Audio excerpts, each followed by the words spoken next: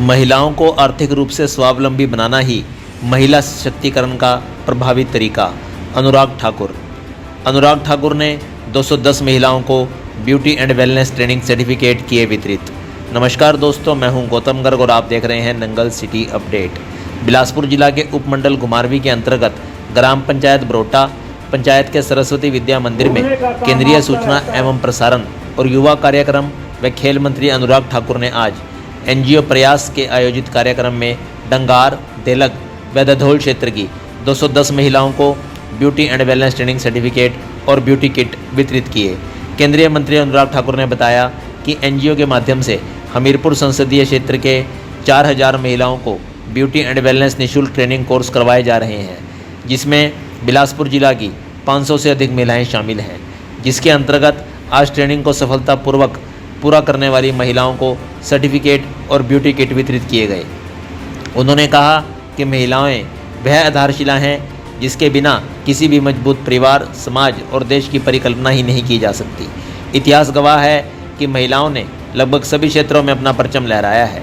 उन्होंने कहा कि वर्तमान समय में रोजगार के लिए हुनर होना आवश्यक है, इसलिए उनका प्रयास है कि हमीरपुर विधानसभा क्षेत्र में महिलाओं को स्वावलंबी बनाने के लिए निःशुल्क कोर्सों के माध्यम से ग्रामीण महिलाओं के स्किल डेवलपमेंट पर फोकस किया जा रहा है।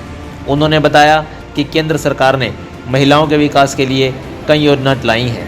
उन्होंने बताया कि 9 करोड़ 60 लाख परिवारों को निःशुल्क गैस कनेक्शन उपलब्ध करवाया गया और कोरोना काल के दौरान 3 अतिरिक्त गैस सिलेंडर उपलब्ध करवाए गए हैं। उन्होंने बताया कि सांसद मोबाइल स्वास्थ्य सेवा के अंतर्गत 9 लाख लोगों को घर द्वार जाकर स्वास्थ्य सेवाएं उपलब्ध करवाई गई हैं। मोबाइल स्वास्थ्य सेवा स्वास्थ्य की सभी आधुनिक जांच सुविधाओं, आवश्यक दवाओं, नर्स और डॉक्टर से लैस रहती हैं और लोगों को निःशुल्क स्वास्थ्य जांच किया जाता है। उन्होंने बताया कि हमीरपुर संसदीय क्षेत्र से ही सांसद मोबाइल स्वास्थ्य सेवा एम्बुलेंस में 100 से अधिक महिलाओं को रोजगार मिला है। उन्होंने बताया कि उनके सांसद बनने के बाद बिलासपुर जिला का बहुत विकास हुआ है। आज बिलासपुर में 4 lane, AIIMS, railway line, hydro engineering college की सौगात मिली है। उन्होंने कहा कि कीर्तपुर से नहर चौक 4 लेन को 1 महीने तक के लिए ट्रायल बेसिस पर खोलने का अनुरोध केंद्रीय परिवहन मंत्री से किया गया है, ताकि इस मार्ग पर पेश आने वाली कमियों का सुधार किया जा सके। उन्होंने कहा कि कीर्तपुर से नहर चौक का सफ़र 87 किलोमीटर से घटकर 57 किलोमीटर रह जाएगा और मात्र 40 मिनट में यह दूरी तय होगी, जिससे क्षेत्र के सभी लोगों को बेहतर यातायात की सुविधाएं मिलेंगी। लोगों के पैसे के साथ समय की बचत होगी और ईंधन की खपत भी कम होगी और पर्यावरण का नुकसान भी कम होगा। उन्होंने कहा कि आगामी 2 सालों में बिलासपुर में ट्रेन पहुंचाने का लक्ष्य रखा गया है। रेलवे लाइन निर्माण के प्रथम चरण में केंद्र सरकार द्वारा 1500 करोड़ रुपए, जबकि इस वर्ष द्वितीय चरण में 1000 करोड़ रुपए स्वीकृत किए गए हैं। रेलवे का कार्य पूरा होने से इस क्षेत्र में सभी लोगों का विकास होगा।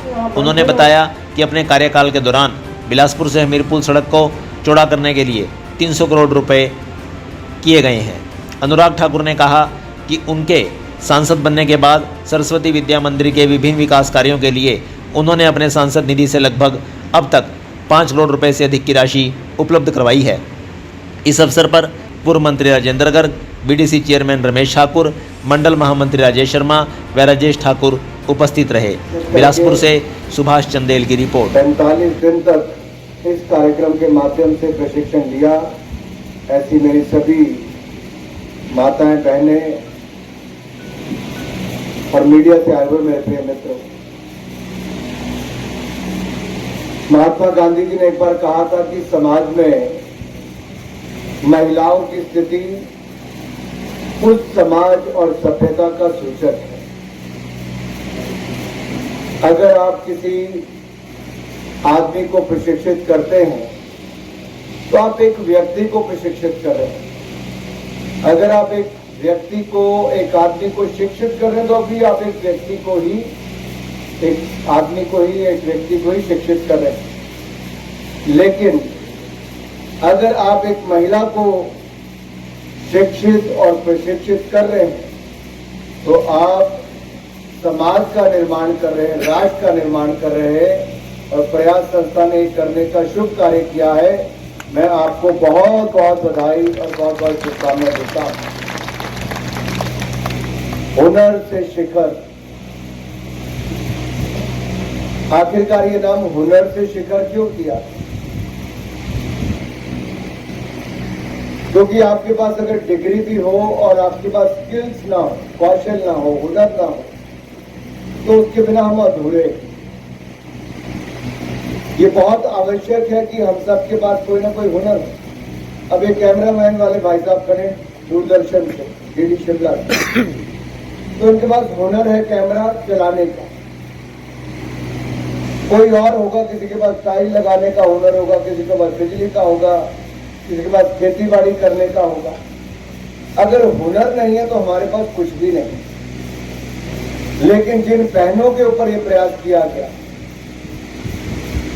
मेरी वो बहनें सुबह उनके दिन की शुरुआत, जिनके घर में पशु है तो पशुओं से भी शुरू हो जाती है, परिवार के लिए खाना बनाने से लेकर बच्चों को स्कूल भेजने तक के लिए, फिर खेती बाड़ी के काम से लेकर दोपहर के खाने तक, और समाज की जो चिंता करनी, सामाजिक कार्यक्रम से लेकर राजनीतिक कार्यक्रमों तक। आपको धार्मिक कुछ कार्यक्रम आ गए तो वहां पर भी आप व्यस्त हैं।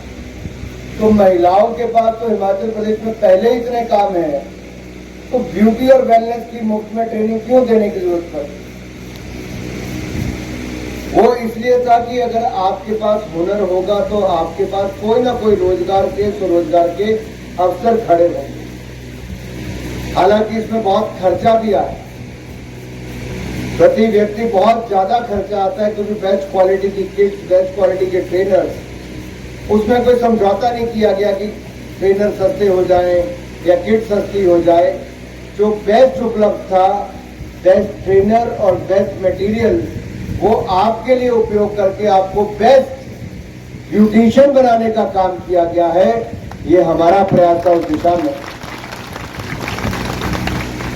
तो महिलाओं के लिए एक और से हुनर देकर उनको शिखर तक पहुंचाने का काम रावत सिंह जी, मंडल के महामंत्री आदरणीय राजेश शर्मा जी, आदरणीय राजेश ठाकुर जी, हम सब के बीच में उपस्थित हमारे अनुसूचित जाति मोर्चा के प्रदेश सचिव और पूर्व में रहे प्रधान आदरणीय भीषणदास जी, प्रयास संस्था के संयोजक श्री संजीव राजपूत जी, हमारे महिला को आत्मनिर्भर बनना चाहिए, किस तरह से प्रयास किए जा रहे हैं? देखिए, आप अगर किसी आदमी को प्रशिक्षित करते हैं तो आप एक व्यक्ति को प्रशिक्षित कर रहे हैं, और अगर एक महिला को प्रशिक्षित कर रहे हैं तो आप समाज को और देश को प्रशिक्षित कर रहे हैं। और कहीं ना कहीं महिलाएं आत्मनिर्भर हों, उनके लिए रोजगार स्वरोजगार के अवसर बढ़ें,